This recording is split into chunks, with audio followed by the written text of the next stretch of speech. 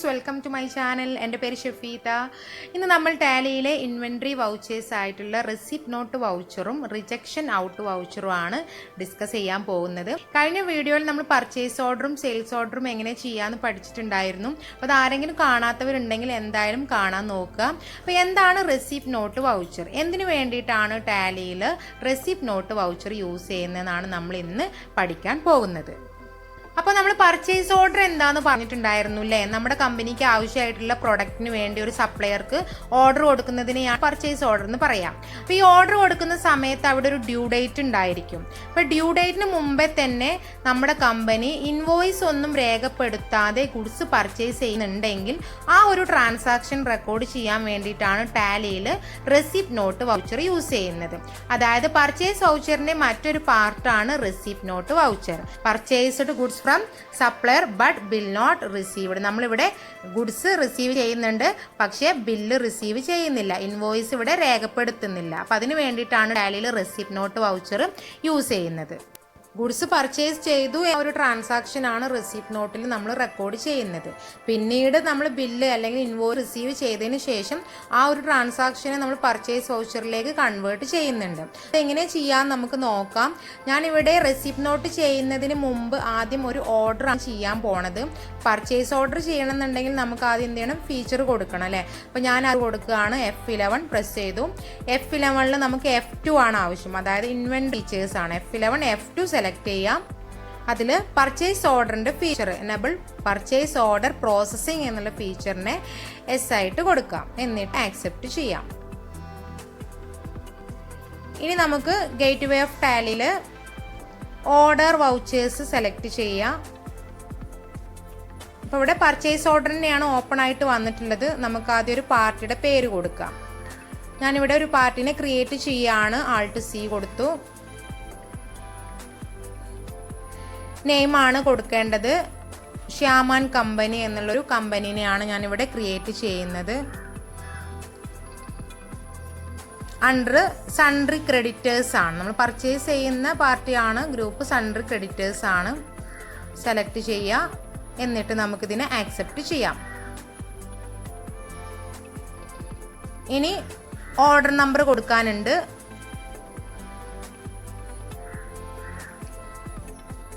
Next നമുക്ക് purchase ledger ആണ്. Purchase ledger purchase account ആണ്. പർച്ചേസ് അക്കൗണ്ടിനെ ക്രിയേറ്റ് ചെയ്ത് കൊടുക്കുക.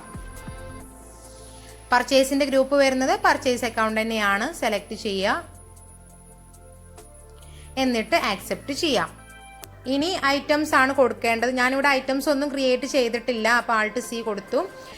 നെയിം TV ആണ് ഞാൻ ക്രിയേറ്റ് ചെയ്യുന്ന ഐറ്റം. TV എന്ന് ടൈപ്പ് ചെയ്ത് കൊടുത്തിട്ടുണ്ട്. ഇനി അതിൻ്റെ യൂണിറ്റ് കൊടുക്കണം. നോസ് ആണ്, നമ്പേഴ്സ് ആണ്. യൂണിറ്റും ക്രിയേറ്റ് ചെയ്ത് കൊടുക്കുകയാണ്. എന്നിട്ട് ആക്സെപ്റ്റ് ചെയ്യാം. ഇനി ഇവിടെ നമുക്ക് ക്വാണ്ടിറ്റി കൊടുക്കണം. അപ്പോൾ എത്ര എണ്ണമാണോ നമ്മൾ ഓർഡർ കൊടുക്കുന്നത് ആ ക്വാണ്ടിറ്റിയാണ് ഞാനിവിടെ കൊടുക്കുന്നത്. 20 എന്നുള്ള ക്വാണ്ടിറ്റി കൊടുത്തിട്ടുണ്ട്.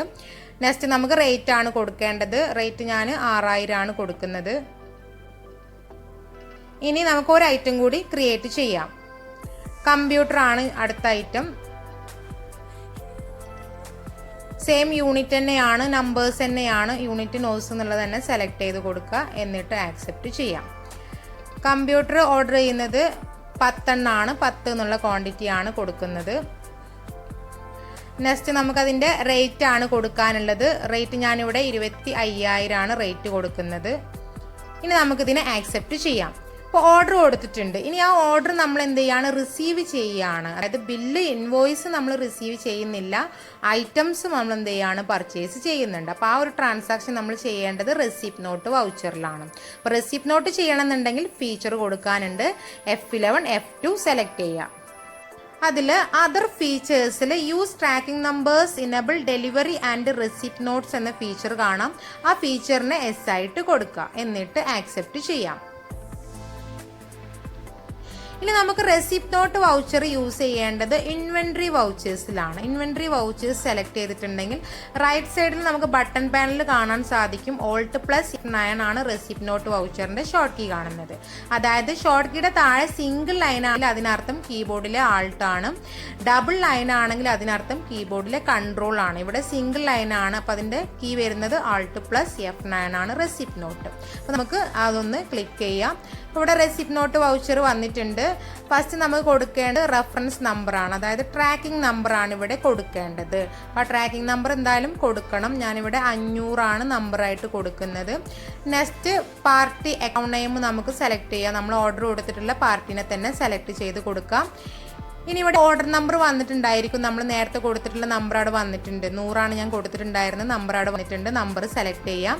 അപ്പോൾ ഇവിടെ പർച്ചേസ് ലെഡ്ജർ എന്നുള്ളടത്ത് പർച്ചേസ് അക്കൗണ്ട് വന്നിട്ടുണ്ട്. അതുപോലെ തന്നെ ഐറ്റംസ് ഒക്കെ ഓട്ടോമാറ്റിക്കായിട്ട് വന്നിട്ടുണ്ട്.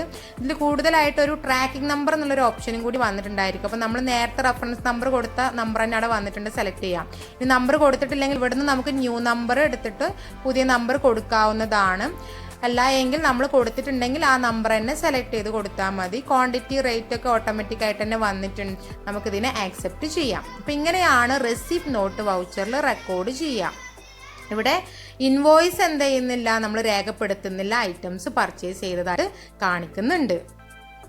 ഇനി ഈ ഒരു ട്രാൻസാക്ഷൻ എങ്ങനെയാണ് ബാലൻസ് ഷീറ്റിലും അതുപോലെ തന്നെ പ്രോഫിറ്റ് ആൻഡ് ലോസ് അക്കൗണ്ടിലൊക്കെ കാണിക്കുന്നത് എന്നുള്ളത് നമുക്കൊന്ന് നോക്കാം. അപ്പോൾ പഠിച്ചിട്ട് ഞാനിവിടെ റിപ്പോർട്ട്സിൽ ബാലൻസ് ഷീറ്റ് സെലക്ട് ചെയ്തു. ബാലൻസ് ഷീറ്റ് നമുക്ക് ഡീറ്റെയിൽ ആയിട്ട് കാണുന്നുണ്ടെങ്കിൽ Alt+F1 ആണ് കൊടുക്കേണ്ടത്. അപ്പോൾ ഇവിടെ കാണാം സൺഡ്രി ക്രെഡിറ്റേഴ്സ് എന്നുള്ളതിൽ എമൗണ്ട് ഒക്കെ വന്നിട്ടുണ്ട്.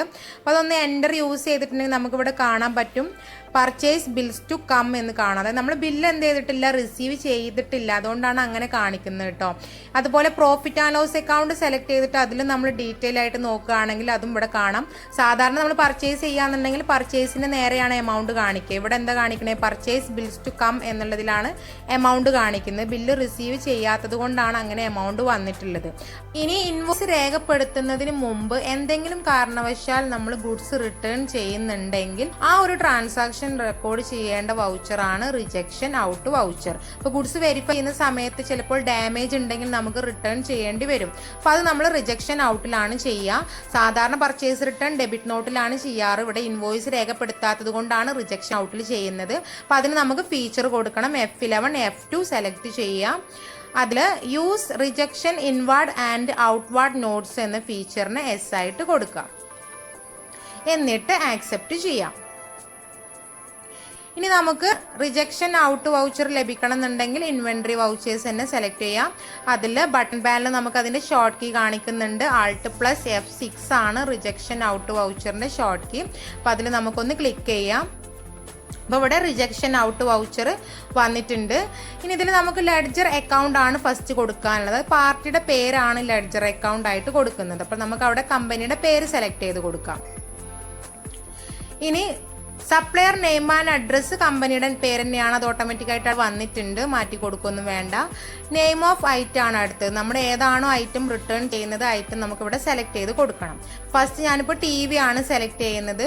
TV അപ്പോൾ ട്രാക്കിംഗ് നമ്പറൊക്കെ അവിടെ വന്നിട്ടുണ്ട്. നമുക്ക് ആ നേരത്തെ റെസിപ്റ്റ് നോട്ട് നമ്പർ കൊടുത്ത നമ്പർ തന്നെ കൊടുക്കാം. അല്ലെങ്കിൽ ന്യൂ നമ്പറിൽ പോയിട്ട് പുതിയൊരു നമ്പർ സെലക്ട് ചെയ്താലും മതി. ഇനി ഇവിടെ ക്വാണ്ടിറ്റി ഒക്കെ ഓട്ടോമാറ്റിക്കായിട്ട് വന്നിട്ടുണ്ട്. 20 എന്നുള്ളതാണ് വന്നിട്ടുള്ളത്. നമ്മൾ എത്രണ്ണാണോ റിട്ടേൺ ചെയ്യുന്നത് ആ ക്വാണ്ടിറ്റി ആക്കി മാറ്റി കൊടുക്കുക. ഞാനിവിടെ 5 എന്നുള്ള ക്വാണ്ടിറ്റി ആണ് കൊടുത്തിട്ടുള്ളത്. നെക്സ്റ്റ് നമുക്ക് അടുത്ത ഐറ്റം കൂടി സെലക്ട് ചെയ്യാം. കമ്പ്യൂട്ടറിലും ട്രാക്കിംഗ് നമ്പർ വരുന്നുണ്ട്. താഴെയുള്ള നമ്പർ തന്നെ നമുക്ക് സെലക്ട് ചെയ്ത് കൊടുക്കാം. അതിൽ ക്വാണ്ടിറ്റി 10 എന്നുള്ള ക്വാണ്ടിറ്റിയാണ് കാണിക്കുന്നത്. നമ്മൾ 2 എണ്ണമാണ് റിട്ടേൺ ചെയ്യണം. അപ്പോൾ 2 എന്ന ക്വാണ്ടിറ്റി ആക്കിയിട്ട് ഞാൻ മാറ്റി കൊടുത്തിട്ടുണ്ട്.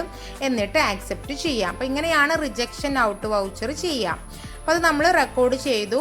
ഇനി നമുക്ക് ഇൻവോയ്സ് കിട്ടുകയാണ്. ഇൻവോയ്സ് നമ്മൾ റിസീവ് ചെയ്യുന്നുണ്ടെങ്കിൽ നമ്മളെ ട്രാൻസാക്ഷൻ എന്ത് ചെയ്യണം, പർച്ചേസിലേക്ക് കൺവേർട്ട് ചെയ്യണം.